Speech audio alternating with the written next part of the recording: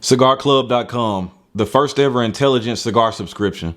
Also an official sponsor for RonRealTV. YouTube, what's going on? It is your boy RonReal, aka Double R, back in the building, back with another video, back with another matchup in the Cigar Madness 2020. Today we got a very special treat for you guys. We are continuing on in round one. We have a number 1 seed, the Opus X BBMF, versus the number 4 seed, the Estate Liga No. Toro. Y'all know what it is. We've already had one exciting matchup. Y'all stay tuned for the next one. Hang tight.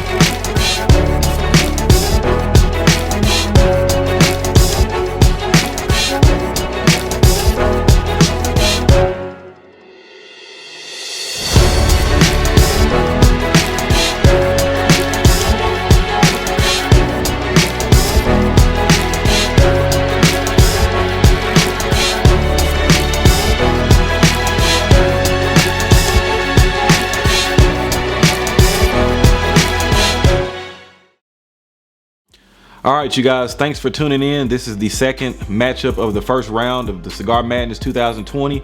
We got a very nice classic battle for you guys. We got classic branding, classic cigars. This matchup should be a very, very good matchup. We have the number 1 seed, the Opus X Forbidden X BBMF in natural, and it is going against the Liga Privada number 9 Toro. Both of these cigars are phenomenal. I'm very, very excited and looking forward to this matchup. But first, we're going to smoke the Opus X BBMF. About this cigar, it is a Dominican Puro, just like all the other Opus X that are offered by Fuente. First thing you notice, this cigar is just hard not to notice how different and unique this cigar is. It doesn't have a pigtail, but my Perfecto brother Don always refers to this as a horsetail, so we'll call it a horsetail. I've always been a huge admirer of Figurados. Everybody knows I love Figurados, so this is a very, very beautiful cigar. Just kind of goes off into a wider bulb at the end, and then you have the, the tapered foot. This one has tight and visible seams, has some veins present, but nothing too out of the ordinary. Not very toothy at all, just very unique. It has the dark area around the foot where you can see the wrapper was wrapped over it. Just a very, very nice looking cigar. The horsetail is a nice touch to it too. The banding is very aggressive, and it looks good, but it's just super aggressive. It just kind of has that aggressive approach, aggressive look to it. So I'm very, very excited about this. So we'll go ahead and cut it up and start talking about it, man. I'll pull out my lighter or my matches and my cutter. As I stated in the first video, this cigar was provided to me by my brother Don. So again, thank you for providing the cigar, Don. Got the horsetail off. Perfect draw. At first there was like a cinnamon taste to it, but then the savory spices kind of took over. Kind of weird, almost like an oregano or sage kind. It's very savory, but not bad. I like how that cold draw tastes. So as most of you know, I like to keep my humidors really cool. I keep my non-Cubans around 63 or 64 and keep my Cubans around 62. We'll see how that goes. But I like to keep them cooler because it can keep the leaves a little drier and kind of create some space in there to kind of make the draws a little bit easier. Sometimes you'll find if you keep your cigars over humidified, you'll have a lot of burn issues and it'll be hard. Sometimes the draws can affect the draws too. So I definitely would say you don't have to keep them as cool as I do, but I like to keep mine definitely under 68, 67. I like to stay in that 62 to 64, 65 range. So keep that in mind. That's kind of crazy. That's a little weird. A little bit of it kind of tastes like there's a hay in there, kind of like a cracker quality. A little bit of that savory spice that I was kind of tasting on the cold draw is there too. Very faint milk chocolate is being picked up too. So you guys can see the light is pretty good. Now, sometimes when you deal with the Perfectos like box press Salamones or regular Salamones, things like that, it'll take a while for that draw to really open up. As you see, the foot is really kind of narrow there, so I'm not expecting it to get really good till we get around that really wide part of that bulb. But right now the draw isn't bad at all. I'll get through this first third, kind of let y'all know about body strength, flavor, stuff like that, and y'all hang tight and we'll be back. All right, you guys, got a little bit of a problem right now. While the draw is perfect, the flavors are really good. Getting some nice spices in there. It doesn't really have a lot of pepper, but it just has some very savory spices. The wood has kind of went from cedar to an oak a little bit. Flavors are very, very good. And as you saw during the first light, I had the light really good, but we're running into a bit of a problem, man. There's a very big canoe forming. I don't know if it's gonna be able to pull itself out of this without me correcting it. If it doesn't, there's gonna be some points taken off of this naturally. Kind of unfortunate, man, but that's kind of the downfall with Lanceros and Figurados, you know, dealing with torpedoes with tight draws, dealing with Lanceros with tight draws, dealing with Cubans with tight draws, dealing with Figurados with burn issues. It's kind of the nature of the beast. So I don't know, man. It's I might have to touch this up. It's getting a little bad, so we'll go ahead and touch it up. But I just wanted to give you guys a quick check-in and let you guys know, like, burn's looking a little bad right now, even though the draw is very good. So I just want to correct this before it gets out of hand. We'll let this sit for a minute and try to catch up. We'll come back in in the second, third, and let you guys know if there's any more burn issues or anything like that. So y'all hang tight. All right, you guys, we're pretty much at the end of the first third. This is what Cigar Madness is all about. This is it here. Very, very severe canoeing problem in the very first third. It wasn't looking good for the Opus at all. If it would have continued that, without even smoking the Liga, it would have probably been a very easy walkthrough win. But hey, as you see, I've just done one touch up and it's pretty much corrected itself. Draw is still very good. Salvage some points there. It's coming back in strong. This is what I like to see. This is what it's all about. So as far as the body of the cigar, I would say it's probably been around a medium. Very good smoke output. The smoke is very fragrant.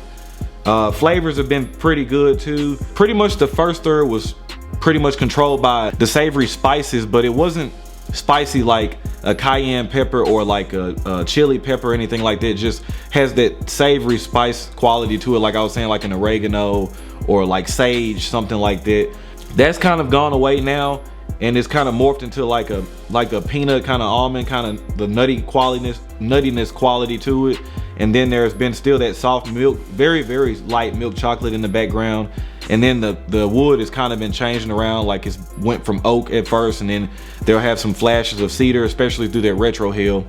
And now it's kind of coming back to an oakiness quality to it. I would say strength, to be honest with you guys. I've said this before about an Opus X I reviewed already. A lot of people refer to them as medium to full body cigars. As of right now, this has been very mild in the first third. There's no strength kick at all. It's been very, very good flavors. And I can definitely tell that this cigar has a lot of aged tobacco on it. Very, very smooth, very, very enjoyable. So we will keep on smoking through this second, third, see if this cigar has anything else more to offer. Hopefully the burn will stay consistent now. I won't have to mess around and relight or do any more touch-ups or anything like that. So you guys hang tight and I'll catch up with you at the end of the second, third. All right, you guys, we're back at it. Just finishing up on the second, third. Still a lot of the same flavors, still getting a little bit of the light chocolate. Milk chocolate is in the background, but it's very, very light. Still what I would say was dominant would be the wood notes, bouncing kind of back between the oak and the cedar a little bit. The spice that was really dominant in the first third is still there, but it's kind of dialed back a little bit. Cigar is still very smooth, very, very mild to me, to be honest. Like I was saying earlier, not a lot as far as the strength department, but some people will really, really enjoy that. But for me, while the flavors are still good, the complexity is just enough to keep me interested. I just wish that there was a little bit more flavor wise or complexity wise. It's just not particularly what I would normally look for in my wheelhouse, to sort of say, you know, the coffee notes, the chocolate is there, but I like it a little bit. I like flavors that are a little bit more intense. While I do enjoy this, and again, this would be a great change of pace, it's a very, very good cigar. It's just not there yet. So, but again, we still got a little bit more of cigar left. So, you know, I'll smoke through this, see if we got anything that changes or anything like that. Still getting a little bit of the almond taste in the finish too. Very, very good cigar. So don't take what I'm saying as this is a bad cigar. It's still a very, very damn good cigar. Really enjoying it. Just saying, for me personally, in my wheelhouse, I like a little bit more intensity, a little bit more strength than what this is offering. But hey, still a fantastic cigar. So y'all hang tight. We'll catch up with y'all at the back third, let you guys know some numbers and some stuff like that. Still a really mild cigar, still very smooth. Like I was saying earlier, I can definitely tell that there's some really well-aged tobacco in this Dominican Puro. So very good representation from the Fuente family. So y'all hang tight, we'll catch up with y'all in the last third. All right, you guys, pretty much finishing up this last third. Very solid showing by the Opus X BBMF, Forgiven X BBMF. This is in natural too. Forgot to mention if I didn't before, but they have a Maduro version, but this is the natural. Very solid showing. Last third, the body of the smoke has definitely increased. I would say it's definitely probably a medium, low side of medium to full. Flavors have probably jumped up to about the same, low side of medium to full. Definitely has been more predominantly like the almond quality, and the wood has definitely taken over that last third. Very dominant. And I would say the strength is definitely bumped up some. I still say this would be medium, a textbook medium. No nicotine hit at all. I'm not sweating or anything like that. So your money or your mileage may vary. Some people smoke these cigars and think that they're medium to full. It just kind of all depends on your tolerance. As you guys know, I'm definitely more familiar with the stronger blends, stronger cigars. So to me, until the last third was very smooth and mellow, and then in the last third it kind of livened up a bit and got a little bit stronger. Very good showing. Had to do one touch-up burn, so the effects on the points on the burn were affected a little bit. The draw has been perfect, and ever since that one touch-up has been performing flawlessly. Burn line is textbook. No complaints other than that, which is to be expected too. As I said before, sometimes with perfectos or figurados you'll have some kind of construction issues, but it definitely dug itself out of a hole. It wasn't looking good at first, but definitely came back with a vengeance. So I'll give you guys some numbers. For the flavor, I gave it an 18 out of 20. Flavors were always very good from the beginning to the end. Very pleasant, no bad aftertaste, nice long finishes. I gave the draw a 20. The draw has been, I have to reward a Figurado's draw that was performing like this. 20 out of 20 all day long. Very good. I gave the burn an 18. I took some points away just for the correction in the first third, but like I was saying just a moment ago, it's been performing magnificently since then. Complexity, I gave it a 17 out of 20, and the strength I gave a 16 out of 20, which is going to give the Opus X Forbidden X BBMF in natural a score of an 89 out of 100. Very good showing. The Liga No. 9 has his hands full, put up a great number, so we got to see if that Liga 9 can take it out. So with that being said, we'll swap over, smoke the Drew Estate Liga No. 9, and we'll let you know what we got. All right, you guys, so now we'll be smoking the Liga Privada No. 9 in Toro. Previously, we smoked the Opus X BBMF Forbidden X Natural. Performed great. 89 out of 100. This cigar has his hands full. We'll see if the number 4 seed is up for the challenge. Now, this is a 6x52. It has a US Connecticut broadleaf wrapper, Brazilian Matafina binder, and it has fillers from Dominican Republic and Honduras. Liga Privada No. 9 is a staple around the cigar community, and it has been for a very long time. Classic cigar. Very dark brown wrapper. Looks really nice and neat. It's tight and visible seams. If there's some tooth present, there are some veins, but they're nice and pressed down. Looks very nice. There's a very neat large double cap on it too. Not really getting much off of it, but you can tell it's packed very nice and neat. This just feels, and it has a very good dense feel to it. So we'll go ahead and cut it up, and we'll see if the number 4 can take down the number 1 seed. Good draw. Kind of like a cinnamon and a raisin flavor on that cold draw. As you guys know, with Drew Estates, they're known for their heavy foot smoke. So be prepared to see a lot of foot smoke on this one. Intense retro hill from the beginning. A lot of black pepper, probably coming in around a 7 out of 10. A lot of earth on that one right now. That's pretty much the dominant flavor, earth, and then there's a real nice black pepper on that retro hill. As you guys see already, it's already smoking like a chimney. This is what Drew Estates do. A little bit of an oak wood coming through too, so we'll go ahead and get this cigar heated up, get through that first third, and I'll let you guys know body strength, flavor. Y'all know how that goes, so y'all hang tight. We'll catch up with you at the first third. All right, you guys, so don't be alarmed if this piece looks a little weird. We ended up recording the first third but didn't have the microphone on, so hey, that happens sometimes. But I still remember what was going on through that first third. That first third, a lot of the, pretty much in the first inch of the cigar, it was a lot going on. It really piqued my interest. There was a lot of flavors going on where I really couldn't pinpoint exactly what was going on, but just past that first inch, the flavors started honing in. It was very dark profiled, started getting a lot of wood. There was a soft milk chocolate in there.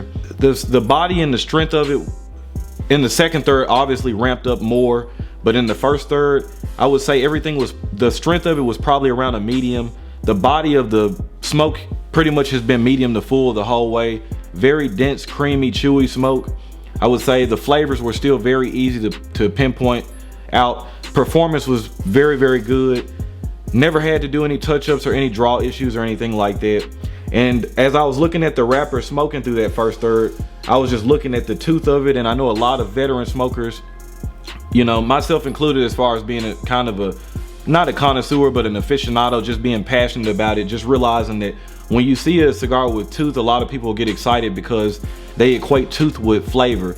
And so this has been a complete flavor bomb, pretty much from that first puff all the way through. As you see, the cigar is just smoking like a train. It's been like that the whole time through. Very enjoyable. I don't know, I mean, as a 4C, this is performing phenomenally. I'm pretty much getting through this last third now, but just wanted to give you guys an update. Just if you're looking at something, it's like, oh man, it looks kind of weird. Just forgot to have the microphone on, but pretty much nothing crazy in that first third. It just slowly has built up as far as body, flavor, and strength. The whole way is just kind of slowly been creeping up. But I understand now why the Liga No. 9 just has a cult following. It's just, from what I've had in the past, it's just been very consistent, construction wise, draw wise. Just a very solid showing of just a very good cigar. So with that being said, I'll come back to you guys and talk to you about the last third. We'll put some numbers together, things like that, so y'all hang tight, stay tuned. All right, you guys, we're in the heat of the battle. This has been phenomenal. This has been great. I've been able to sit back and enjoy it. No touch-ups, no relights. Burn and draw has been phenomenal. You know, when I think of a Connecticut broadleaf, this is perfect representation of how that goes, especially with the shortage of Connecticut broadleaf right now. And a lot of the ones I've had recently on newer blends, you could just tell that the quality is just not what it used to be, or at least with the shortage, maybe they're letting subpar Connecticut broadleaf pass through, and there's just been a lot of a dirt taste to it. Not the case here. Most of the second third, in the beginning, there was a hickory flavor that you guys know I really am fond of. Dark chocolate. There's been even a mocha sweetness, and then even recently I've picked up a little bit of a dark cherry. Been very enjoyable. Completely just, this is performing like a number 1 seed. This is what it's all about. Like I was telling you guys before, it just, I love the concept of this because just any given day, anything could get beat out and you just never know. So this has been great. Body of the body of the smoke has been still very medium to full, very dense, chewy, thick, dense smoke. Flavors have been nice and full, and I would say the strength of it has been around a medium, kind of starting to creep towards that medium to full too.